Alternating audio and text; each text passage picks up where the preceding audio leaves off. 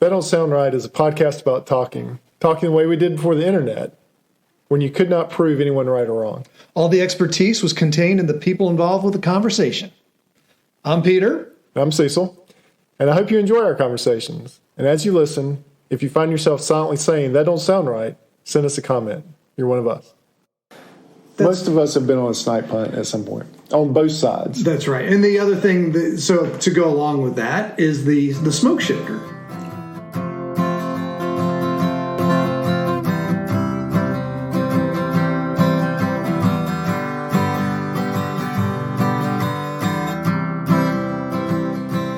Welcome back to another episode of That Don't Sound Right, a podcast about talking. We're your co-hosts. I'm Peter Billman. I'm Cecil Davis. Hey, Cecil Davis. Let's have a conversation. Let's not Google. Let's not fact check. Let's see if what you and I think, we can come to agreement or at least talk through it. Yes. And I didn't say intelligently. Well, last week I learned a lot. Did you? About DEF. And you don't have to say DEF fluid because that's redundant. That's redundant. It's like saying, right, it's just DEF. Diesel emission. Diesel exhaust fluid. Diesel exhaust Interestingly enough, in Europe it's called AdBlue. AD-BLUE. Oh, you know what? That reminds me of something. Tell me. That I meant to ask last week. What's that?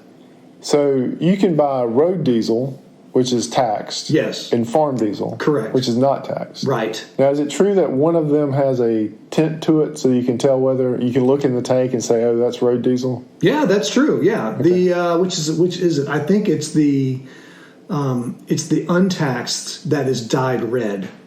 So if you looked in a tank and saw that they were running red diesel. Yeah, they didn't pay road tax on it, and you're going to get a fine. Big time. They check that when they pull you over? Yeah. Just shine a light in there? Mm-hmm. Yeah, they'll look. Pull that? I didn't know it. Yeah. Well, I mean, I knew it was dyed, but that's why. Yeah. Don't run. There's our words of wisdom already. Last week, that's right. Yeah. Don't run farm diesel in your car. Yeah. All right. So this week, we are going to talk about an old tradition or two old traditions. Maybe even three now that I think about it. Maybe even three. So snipe hunting. Yeah. Cow tipping. What's the third one? Oh, left-handed smoke shifters. Left-handed smoke shifters. We might even throw in a cabinet stretcher or a counter stretcher. There we go. All right. So snipe hunting, as I grew up, it was where the older boys in any organization that you're in got some of the younger boys and told them that they were going to go snipe hunting. And so usually this happened at night on camp out or... Yeah.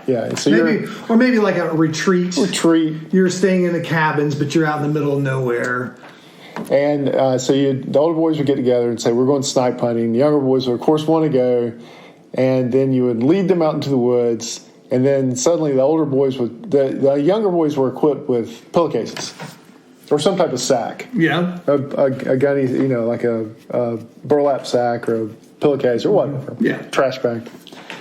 Everybody had flashlights, and so you go out into the woods, and then the older boys would immediately start seeing snipe signs or hearing snipe, okay. And they would send the younger boys out to chase these snipe down. So if you hadn't caught on yet, there is no snipe. Now, there is an actual bird, I think, that's called a snipe. Yeah, there is a bird called a snipe. But in this case, you were not hunting anything real. You just had the boys thinking they were hunting something, and they're running all out through the woods trying to find these things. And usually you did it to scare them or just pick on them. It felt real. It felt real. Another thing you could do is you could plant the older people kind of hiding in the woods, and you'd send them off walking, looking for something, and then out of the pile of leaves comes somebody to scare them. And usually some of the boys would see a snipe, like the younger boys, they would start seeing them or hearing them and all this kind of stuff. And then everybody would have a big laugh. And so that was snipe. That's snipe hunting. Right. And then there's cow tipping. Yeah. Well, snipe hunting, so snipe hunting actually happens. Right. It's a rite of passage. That's right. Everybody's been on, not everybody, but most of us have been on a snipe hunt at some point. On both sides. That's right. And the other thing, so to go along with that, is the smoke shifter. What's that? So you're at a camp. Usually you're at a big campsite, right? Or a campground, right? And you're with somebody who's never been camping before. Yeah. And you know how you're sitting around a campfire, and usually, you're on the one side where the smoke is always blowing towards you. Yes. And even though you move, for some reason the smoke follows you. Yes. And eventually you get disgusted. And you turn to the new camper and say, man, I forgot my smoke shifter. Yep. You're like, what's a smoke shifter? Well, it's exactly what it sounds like. It's this device you put over the campfire, and it shifts the smoke in the direction where there are no people. Yes. It's what you need. Yeah. Oh, yeah. But the thing is, I'm left-handed. So you need a left-handed smoke shifter. I need a left-handed. So you ask the new camper, would you go check to maybe the neighboring campsite? If we can borrow theirs, because ours, we seem to have our breeze, our fire is extra smoky. Yeah. Maybe they have an extra one lying around. Right. Now the thing is, that campsite knows about the left-handed smoke shifter joke. Right. Their response is, oh, you know what? I don't have an extra one, but I think the guys over at campsite number 113, they might have one. Right. So the new camper goes over to 113, asks them for a left-handed smoke shifter. Right. That's code. Yeah. The code is new camper. Yep. Well, I don't think I have one, but over on the B loop, right, they've got plenty. They've got a brand new one, still in the box. Yes. Yeah, so you send the new camper. And this happened, my dad told the story about this happening in the Navy, where you'd get the new guy and you would send him up to the bridge where where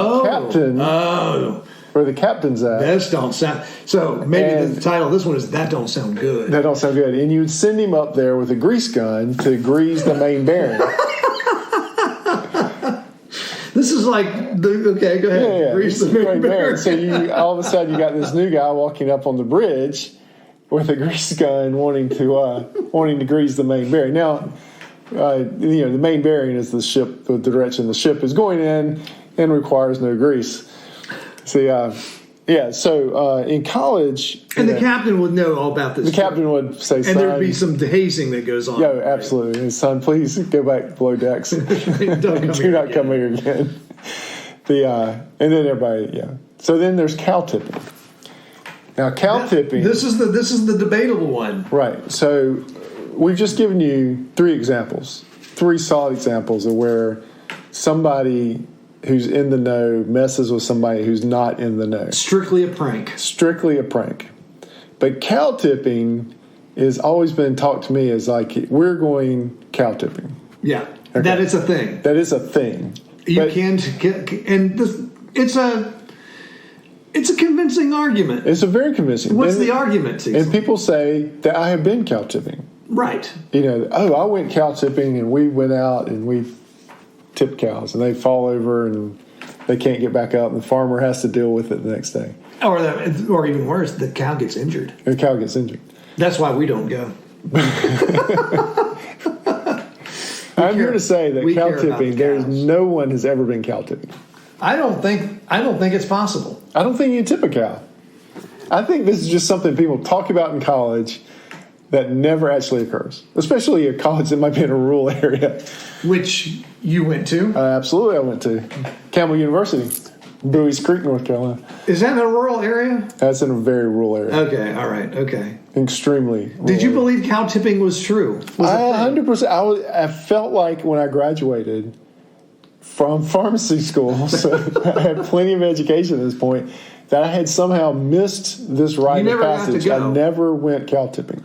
So there were many trips planned. Yeah. None were ever implemented. So I'm right with you. I feel like I believed cow tipping was a thing. Logically, the cow is top heavy. Yes. It's asleep. Yes. Completely asleep. Doesn't take much to rock that thing off balance and for it to flop over. But when you really think about it, that don't sound right. That don't sound right. Because I have been surrounded by cows, and you can push on them pretty heavy, and they don't. It's not like they stumble, right, or lose their footing. Wait, where have you stumbled through cows before? Well, the Appalachian Trail passes through private land at different points, and so there have been times where we've crossed into fields, and suddenly you're in a herd of cows. Oh, okay. So you've I've never had that happen to me. Push your way through them, or and because they're not necessarily moving. Sometimes they move away from you. Sometimes they don't. But sometimes you push through. Here's something that don't sound right. when I was a co-op student, so co-op is when you're working for a semester and then going to school for a semester, and you kind of alternate that. Yeah. 2 semesters, I worked at a nuclear power plant in the middle of nowhere. Huh. Where did I stay? I stayed in a camper trailer on a beef cattle ranch, surrounded by cows. Your trailer? No, it wasn't my trailer. It was for the farm help. But he didn't need any help at the time, so I rented his trailer from him. Okay. So I could have a place to live close to the power plant. It was in the middle of nowhere, Virginia. Yeah. So here I am living in a beef cattle ranch, and I never go cow tipping. Were you ever around the cows? Oh, I was around cows all the time. None of them seemed unsteady, did they? I didn't see anyone sleeping. That's the thing. Do they really sleep standing up? I don't think they sleep standing up. I've seen plenty of cows laying down. What's the myth about a cow Standing up and sleeping? and no sitting down? I don't know. What is it? Something to do with the weather. You see cows on the ground? Yeah. What's going on with that? Yeah. Well, now this leads into a whole other discussion. You're right. But so what I've heard, the way I've heard At this point, I'm really hoping some phones are flying through car windows right now. But anyway, go ahead. Well, we've probably divided people into 2 camps. People that are going to call us or write us and tell us they have absolutely been cow tipping. I want to hear it. And they have tipped over cows. I want to hear it. Because then there'll be the other camp. If we don't get response from the dozens of listeners that we have every week, Yes. that at least one of them's been cow tipping, I think we've proved that cow tipping is not a thing. We nail the coffin shut and say that cow tipping is not a real thing. Now, I hope I haven't ruined it for anybody. The joke? Yeah. Why? Oh, you mean like by telling them this? That's right. Well, we've ruined snipe hunting, and that's of course true. at this point, if you're listening to our podcast, you're probably older. You're probably not like 6 or 7 years old, but we do have some younger listeners. That's true. That's true. Yeah. Well, if you're a younger listener and somebody's trying to get you to go snipe hunting, Yes, we've just made you smarter. Yeah, We've just made you smarter. And we've given you some things to do on your next camping trip. That's right. So we did a version of this one time. We came up on this couple. It was an odd couple. It was a guy and his sister-in-law were backpacking together, which just seemed a little odd. The other thing they did is they set up. Wait, come again? It was a dude and his sister-in-law. And his sister-in-law. So his wife's sister and him were backpacking. Okay. Now they were in separate tents, but they set their tents up in the shelter. It was a big shelter platform. Okay. She was a new backpacker. Oh, okay. She was very afraid of snakes. So I told her. No blame. No blaming there. No blaming there. No judgment. But we were sitting around the fire. It was me and the buddy I was backpacking with. He was the one that was probably very interested in the DEF. Okay, all right. And so it's this dude and his sister-in-law. And she gets up to go to the bathroom, and I tell her that if she makes a high-pitched noise as she walks, that snakes can't stand that, and they'll move away from her.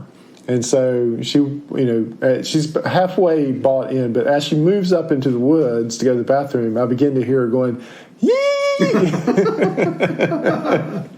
But anyways, back to the well, there's another. Maybe that's another story you can use. So here's another one you can use, right? Yeah. So, what do you do when you're in bear country? You whistle. You whistle. You make some kind of noise. Yeah. You might just say something like, "Hey, bear." That's right. Hey, bear. Yeah, that's what they tell you to do, is say, hey, bear. Well, you can do the same thing with snakes. Oh, say, hey, snake. Hey, snake. Hey, snake. There's someone very special in my life who's laughing at this right now. Hey, snake. Hey, snake. Hey. But, so I think we've got to have more research on the cow tipping thing. Well, if like I say, if no one from our listenership says they've been cow tipping, I think we have enough data to say it's not a thing. We didn't miss out on anything. We didn't miss out on anything. Right. Yeah. And so probably what we did miss out on is somebody takes somebody out cow tipping and then sends them out into the field to tip the cow, and then they drive off. I bet you that is true cow tipping. That's probably what it is. I feel like that's also snipe hunting, right? That is snipe hunting. You take all the kids out, and all of a sudden you turn off your flashlights and you kind of disappear. And now that's right. I forgot about that. Where's everybody? That's the other thing, right? Yeah, I forgot about that piece of snipe hunting. Yeah, leaving somebody in the woods. That's a lot of fun. Where'd you guys go? That's why we're all traumatized at this point in our life, is for things just like that we used to do growing up. Right. Yeah, so I think that's why we missed it. Is hopefully we were too smart for someone to drive us out into a field and say, walk out to the field, and we would walk out there unaccompanied. Yes. Maybe so. But maybe all that pharmacy school really paid off. Maybe it did, yeah. Now that I think about it, I bet we've cracked the cow tipping code. So I wonder if college students now still do that, or if they have something else they do. Yeah. If there's some other rite of passage. Right. Like if you go to a school that's in the city, like Emily does, she's in Richmond, downtown Richmond. What do they do down there? The equivalent. They're not going to go cow tipping. No. Is there an equivalent of that? Of course, now you have to be so careful because you don't want to haze anybody. But so I guess this would be a mild form of hazing. I don't watch Alabama Rush myself. This is this. You're familiar with this, right? Yeah. So this is taking over my Instagram feed. All these. It's a thing. Like they have these dances where they, or I guess, are trying to get people to come to their rush or something like that. I do not know. Yeah, but I imagine there's something that they do within these initiations. Absolutely, I would say. I'm sure there's something going on. Yeah. Absolutely. And I'm sure it's been on Alabama Rush. So maybe one of our daughters could help us with this one. Well, and it happens in the trades. We mentioned at the top of the show the counter stretcher. So you send the new guy out to the truck for the counter stretcher because the counter's too short. Okay, all right. And so you want to stretch the counter. So there's something. There's always something in.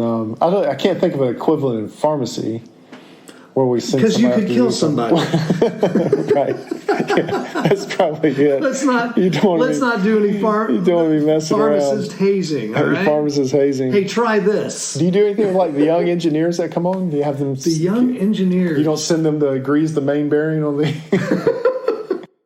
So maybe that's the other thing the listeners can do is send in the innocent rites of passage that you had to do for whatever organization or whatever profession you were in.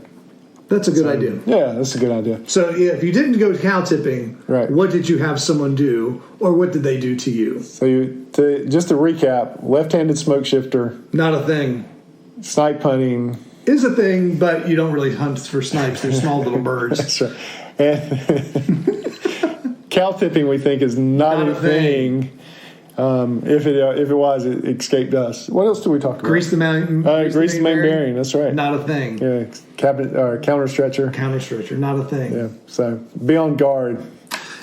We did talk about this in our prior episode about auto repair shops trying to get you right, but that's more of taking advantage of somebody. Taking advantage of somebody that doesn't know about cars. That's just illegal. But I mean, I could say, hey, would you go to the auto parts store and buy me some blinker fluid? Yes. We're running low. Oh yeah. If you were going to what? Right. Have them go up and ask for you would go to one auto parts store, and if they were in the know, they would say, "Oh, we're out. Right. Go over to the country club store. Right. We're out. You need to go to Clemens. Yeah.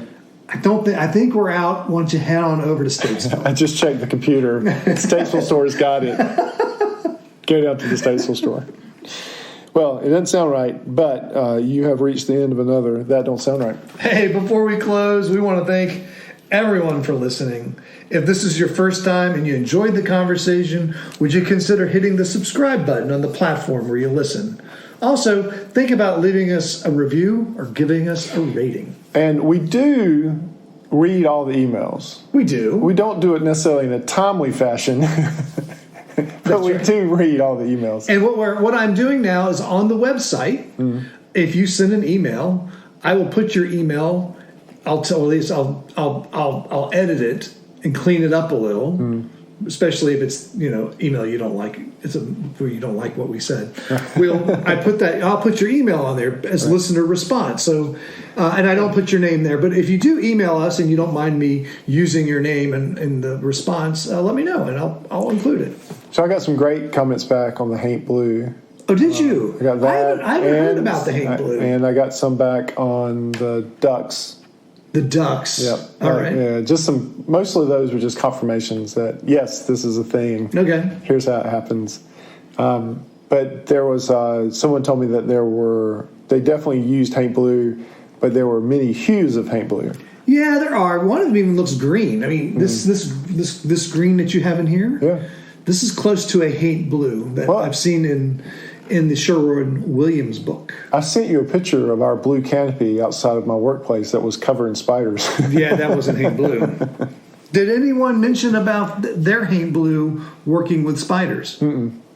No, I haven't gotten a response on that. But rest assured, we read all your messages. We may send back a 1-word or 2-word response. But they will get on the air eventually in one of our mailbag episodes. That's right. And and they are making their way to the website. So check out the website. It's thatdon'tsoundright.com. Don't put an apostrophe. It'll mess everything up. And our advertiser is Wonderfully Made Designs, and that's a small business that specializes in custom-made T-shirts and decals. Contact Casey on Facebook at Wonderfully Made Designs 139.14. Use code TDSR10 for 10% off your first order. All right. That Don't Sound Right is a production of TDSR Podcast in conjunction with Campbell City Studios. I am your co-host and sound engineer. Peter's your other host and the web designer. And you need to go to the website because you've done a good job on that. Well, thank you. You're welcome. Camille is our occasional barista. Emily is our graphic designer who is actually in graphic design school. She's right there. Ella is our Instagram curator. Giorgio tests our merchandise. Brent is our international brand ambassador. And as always, listener number 1 is Scott. All right, so till next week, keep talking. And stay curious.